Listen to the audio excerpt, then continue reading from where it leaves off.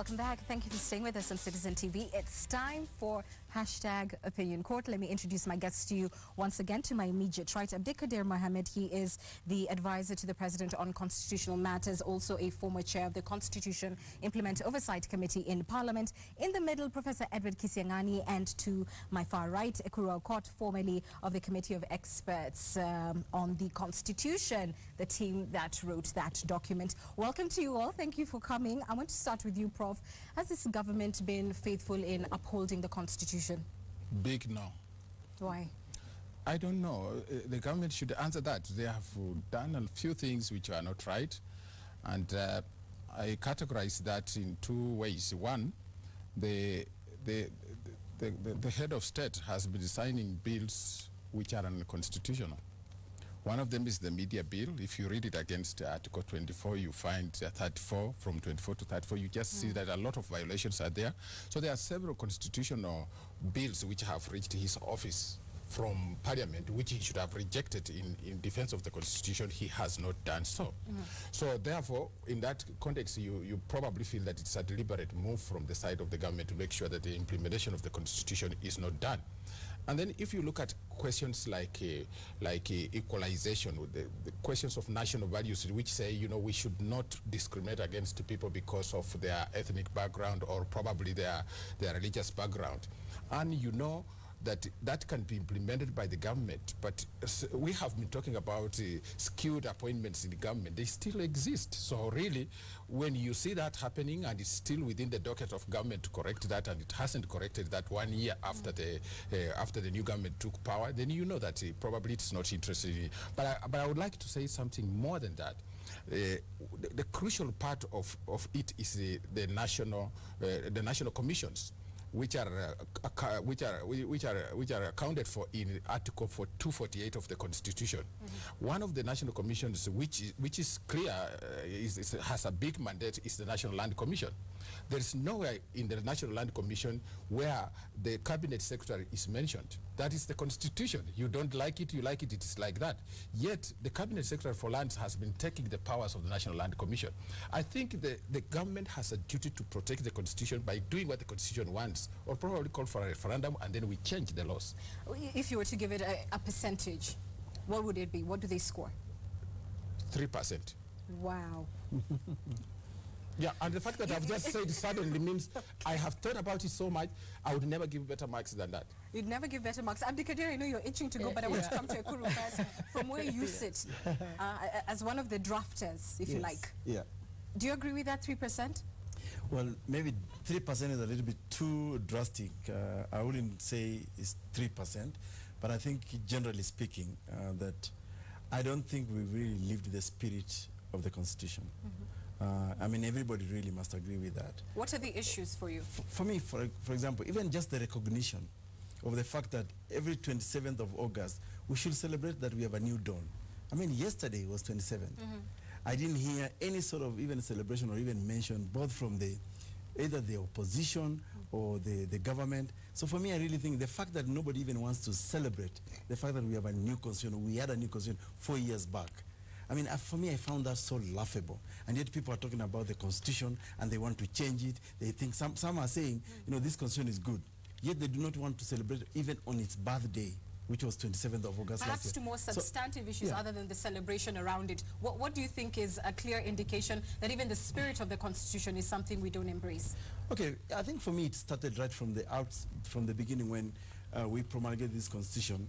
I mean, for me as a former member of the Committee of Experts, I'll say we naively believed that we will have a leadership in this country that will carry through the spirit and the letter of the Constitution, both in terms of passing legislations, right from Parliament itself. You can begin to say from chapter 6 itself, which about leadership and integrity, that we will have a law that will tell us the kind and character of leader that we must pick. That when we say the National Assembly will pass legislation that will operational, say chapter 5, which Prof is speaking of in terms of giving the National Land Commission power, we've seen the way Parliament has behaved itself.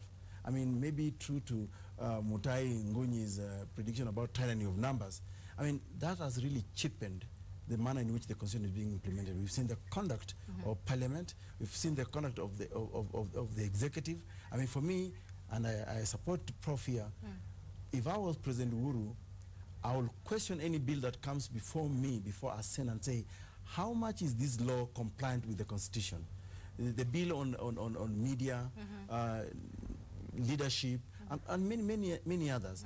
I wouldn't really just be in a hurry to sign a law if I know in a way it actually offends the Constitution.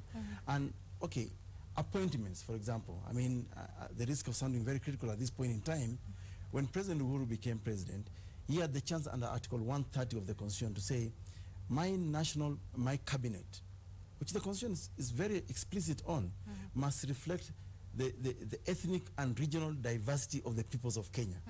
Now, that's not true. And I've heard people say, oh, it's represented because we are picked. So, I mean, but you know, the language is so clear. Right. So there are many things I can actually say. And for me, I just think that, in a nutshell, the spirit of this Constitution has not been lived in all respects. I'm not only critical about the national government, but I think also the county governments, the way they have behaved, the county assemblies. And we'll come to that in particular, the wars between that part of government. But Abdikadir, what I hear these gentlemen essentially saying is either A, you're not doing a good job in advising the president, or B, he doesn't listen to you. Yeah, I think next time the Prof should have his lunch before he comes for. I remember earlier he had said he didn't have lunch, and I think that is part of the. But on a more serious note, the first coming into office of the administration was constitutional implementation. The president, after he won, didn't walk into office. He had to wait for a case to be done as required by the Constitution. The court that was handling that case was a new court, and that was part of implementation. The cabinet he set up had to be vetted before they walked into office. That cabinet was 18. The last cabinet before that one had 80 ministers. This one was 18, no assistant ministers. That 18 had 6 women. That was the highest percentage of women in any cabinet in Kenya. All that is implementing the Constitution.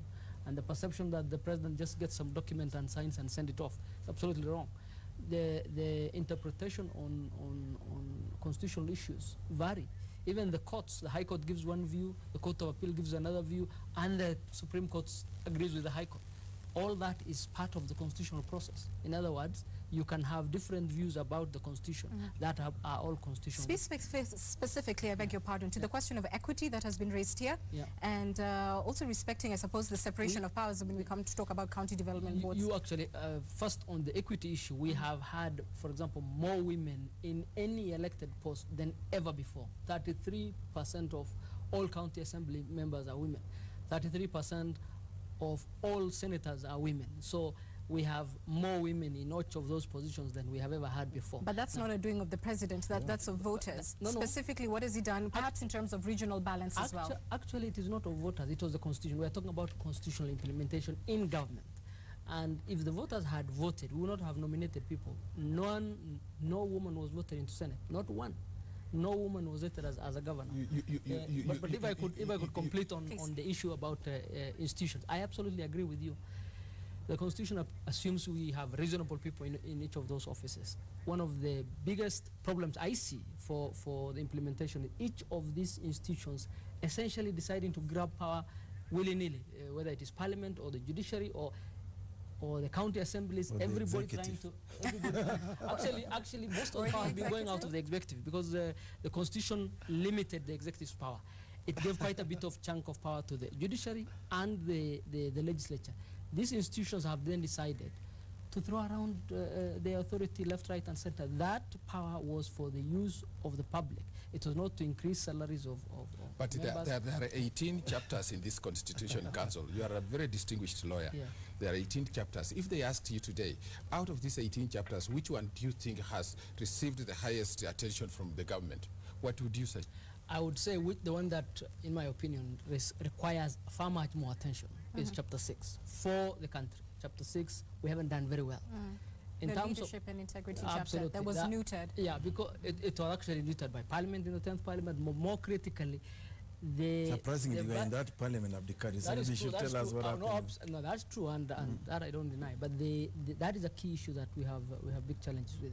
And because of that, each of the institutions, you see, these institutions are supposed to respect each other. They're supposed to have a lot of regard for each other and limit their powers. The whole idea of having a written constitution is to have a limit of power by each of these institutions. None of them is a monarch, whether it is the legislature or the judiciary. But right now, the legislature wants to grab power, the judiciary gives orders left, right, center. The county assemblies, as you're just hearing right now, want to have allowances for everything. That is really a failure of leadership as opposed to a failure of the infrastructure of the constitution, and it is for the people of Kenya to hire and fire leaders. Let me bring that to Ekuru and twist this thus. The fact that we have at least 3 clear groups that want to go to a referendum on different issues, what does that say about the work you did? First of all, for me, it's really a big disappointment. It's a big disappointment in the sense that, I mean, if you look at the issues that, I mean, I'm yet to be convinced about the real issues that people want to take to the referendum. I'm really not very clear about what are the issues. For example, when you say cost of living has gone up and that's the reason for going to the referendum, I wish that could be related to which specific article of the Constitution you want to amend so that the cost of living can go down. Okay? Right. So when I look at the fact that the opposition... How about the question of equity, which you've spoken about? Well, in what respect? Equity in what respect? I mean, for me, I would love to see... Public appointments? Okay, public appointment, I think that one we have failed. I mean, really. But the question for me, like Abdikadir said, it's not necessarily about the problem of the Constitution. It's really the problem of leadership. It's a problem, a leadership that fails to see the Constitution, what the Constitution intended. So, for example, back to the question you asked, you have governance wanting a referendum, the opposition wanting a referendum, you know? Then you have got, I don't know, the executive just sitting on the fence and wondering whether we should go for a referendum or not. So for me, really, the question really is, I don't think people have read the Constitution, and I wish if you could allow me, I want to demonstrate one example where we do not really have to go to the referendum to increase, for example, the percentage for how much goes to the county. Okay, go ahead. Article 187 of the Constitution is very clear that you can actually transfer a power and function between 2 levels of government. Okay? That's not a referendum question. For me, it's really about whether we can actually have cooperation and consultation as Article 6 provides for the Constitution. And therefore, if that cooperation and consultation has to do with, for example, what function can we effectively implement at whatever level of government? That's how Article 187 comes in. So for me, it's a failure of the leadership to carry through the intent of the Constitution, not necessarily a failing of the Constitution. So even if you amend the Constitution, really, what will be the import of it? Okay, gentlemen, I'm going to come back to this discussion, but I must just divert attention very quickly to take a story that's just coming in. And police have launched a massive operation to recover one of President Uhuru Kenyatta's official vehicles stolen last night in Nairobi. According to a statement by the driver of the vehicle attached to State House, 3 gunmen armed with AK-47 rifles attacked him in Ruai and robbed him of the bulletproof BMW limousine. Police sources said the stolen vehicle is part of the luxury fleet that carries the president and the first lady in their trips around the country. A senior police officer said the driver has recorded statements on how he lost the vehicle to gangsters. The officer said special teams have been tasked with tracking the vehicle and the gunmen. Certainly a bizarre incident.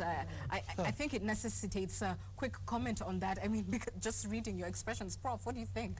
It's tragic. The president's official vehicle? It should never even been what was it doing in Ruai and unescorted? That's one question. It's really very bad. The president's vehicle is the vehicle of the republic, and it must be guarded 24 hours.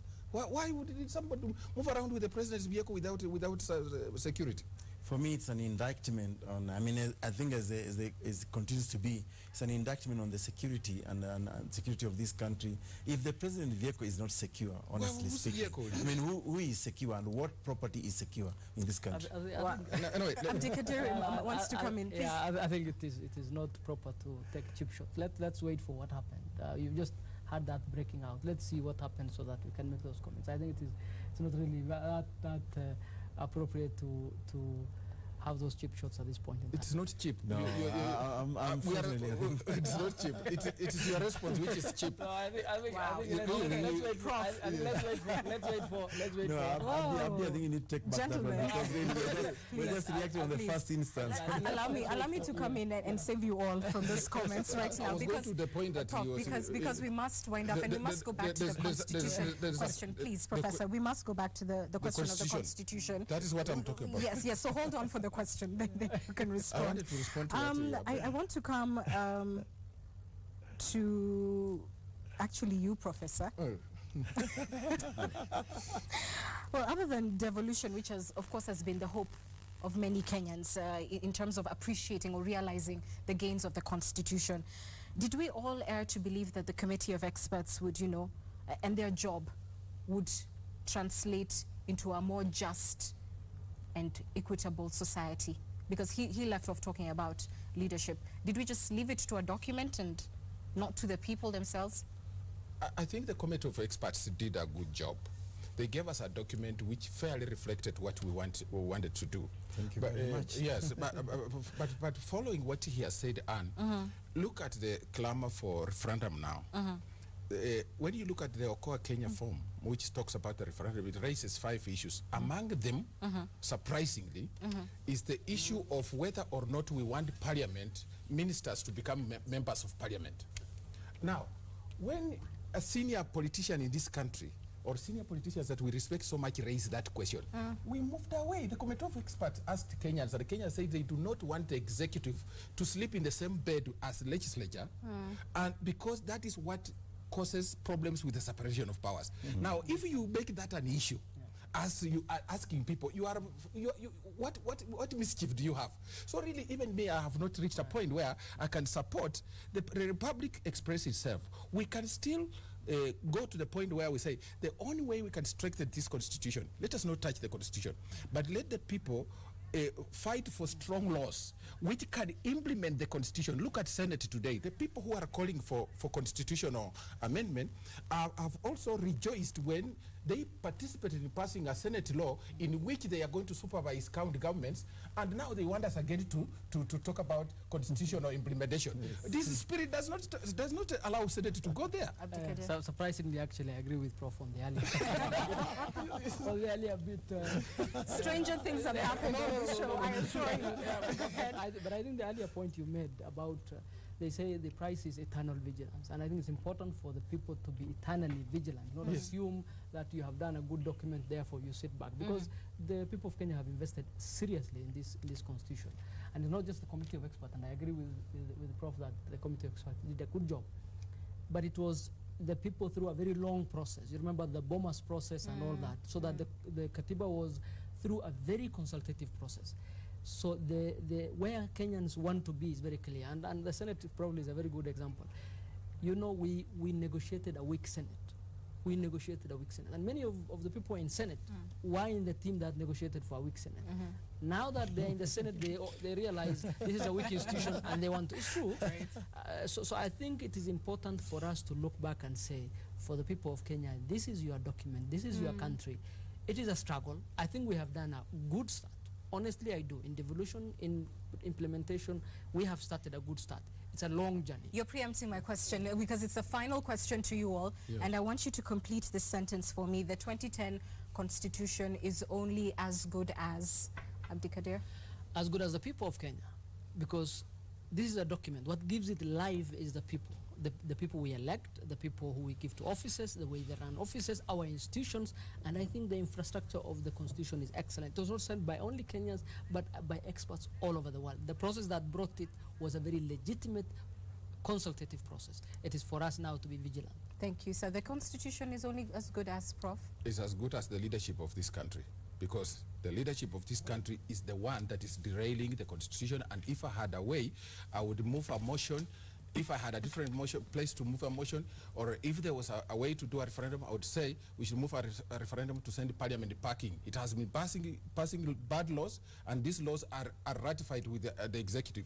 The thing is, the people of Kenya should take up the mandate that's given to them by the constitution, and probably ask to dissolve the two units, executive and parliament. And if we do that, maybe they will wake up and see that our will is done. So it's as good as the leadership. Kuru, the Constitution of Kenya is as good as the people who voted for it and the leadership who must oversee the implementation of that constitution.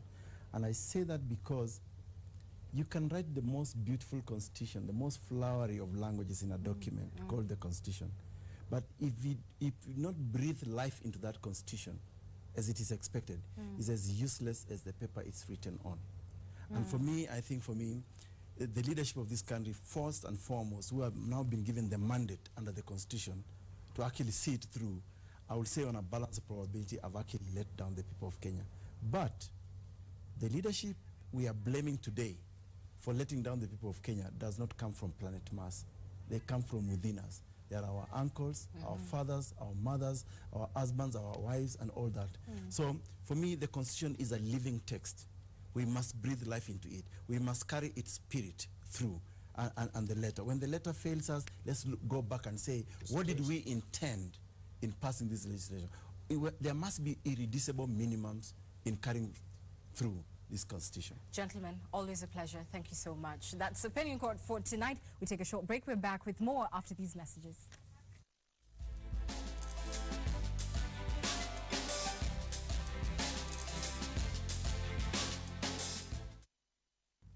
All right, just before we wind up and read your feedback, police have launched a massive operation to recover one of President Uhuru Kenyatta's official vehicles stolen last night in Nairobi. According to a statement by the driver of the said vehicle attached to State House, 3 gunmen armed with AK-47 rifles attacked him in Ruai and robbed him of the bulletproof BMW limousine. Police sources said the stolen vehicle is part of the luxury fleet that carries the President and the First Lady on their trips around the country. A senior police officer said the driver has recorded statements on how he lost the vehicle to gangsters. The officer said special teams have been tasked with tracking the vehicle and the gunman. And we have your feedback on this and, of course, our discussion on Opinion Court. Thank you so much for sending it in. Let's read them out now. The new constitution is good, but Mwananchi still needs education about this script. This constitution is so supreme and divine. If all leaders cannot respect it, then what after referendums and amendments? I agree with E. Aukot. The issue is largely with our leaders and how they approach their leadership through the constitution. All we need is selfless leaders in order to move forward. To the question of the car, what a big surprise! A president's car being carjacked. So what about people's properties and lives? We need security.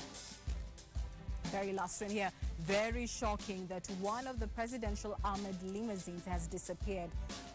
Brackets stolen. Our security is wanting. Those are your views, and whatever they are, we certainly do thank you for them. Thank you for watching Citizen Live at 9 and Opinion Court. Keep the conversation going on social media. I'll join you online after this. Have a good night. Make sure you're here tomorrow night for Citizen Weekend. Bye-bye for now.